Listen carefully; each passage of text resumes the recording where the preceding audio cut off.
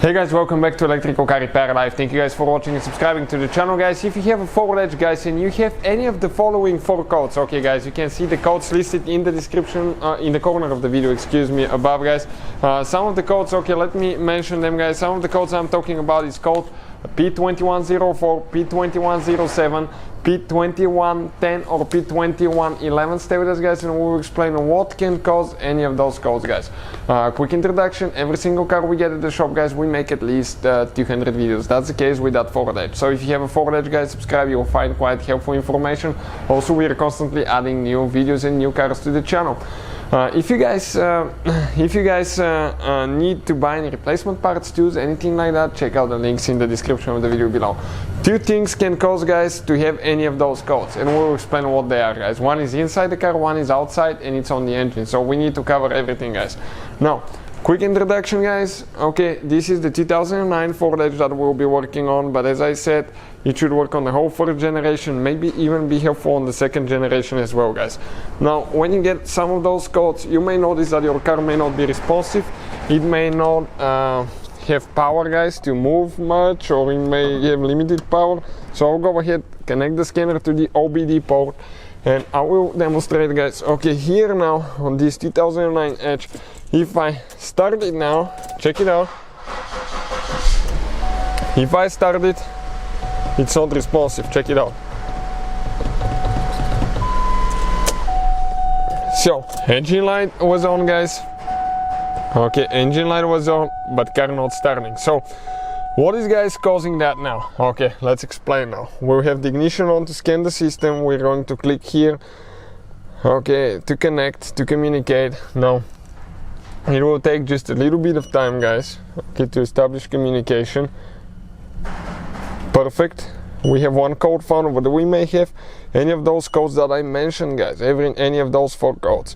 So 2 things can cause it. We'll click read codes, and I always check pending and stored codes as well, because you may have extra information. The code that we have is P2104 Throttle Actuator Control System Forced Idle, guys.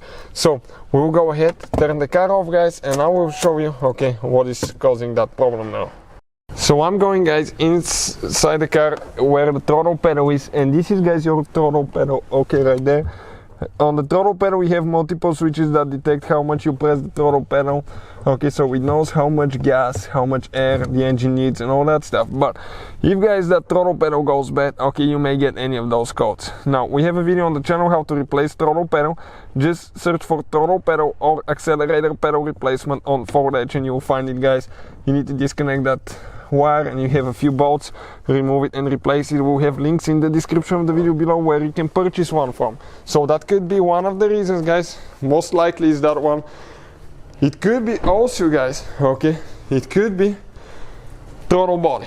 Throttle body is on the intake, guys, and it's the first, okay, you can see this is the air filter box, mass airflow sensor. Follow your intake boot, and that right there, okay, is your throttle body. That device, guys, right here is your throttle body. So if that throttle body is bad, you may get any of those codes as well. But in our case, it's bad throttle, accelerator, pedal. We'll go ahead and replace ours now, guys. Okay, we'll replace ours and we'll see if that will take care of the problem. If you want to see the video, it's on the channel. So now, guys, let's go ahead and see. Okay, I'll turn the ignition back on. We need to clean the codes. Every time you, guys, replace something and you have the engine light on, clear the codes, because if you replace it, okay, the new part may still malfunction because we haven't cleared the codes. Okay, so let's do that. Here is done. Perfect, right? Now, what do we do next? We go ahead and start the car. Listen now. Well, and the battery died, guys. So we'll get the jump starter because I had the doors open while I was replacing the throttle pedal. As a result, guys, the interior lights actually, guys, killed the battery.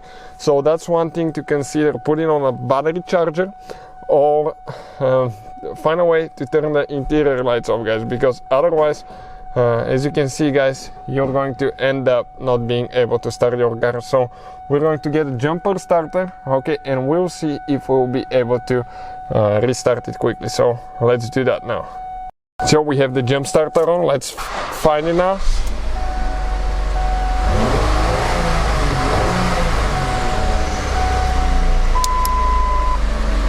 So that definitely takes care of the problem, as you can see, guys. Hopefully the video will be helpful. Thank you for watching and see you guys next time.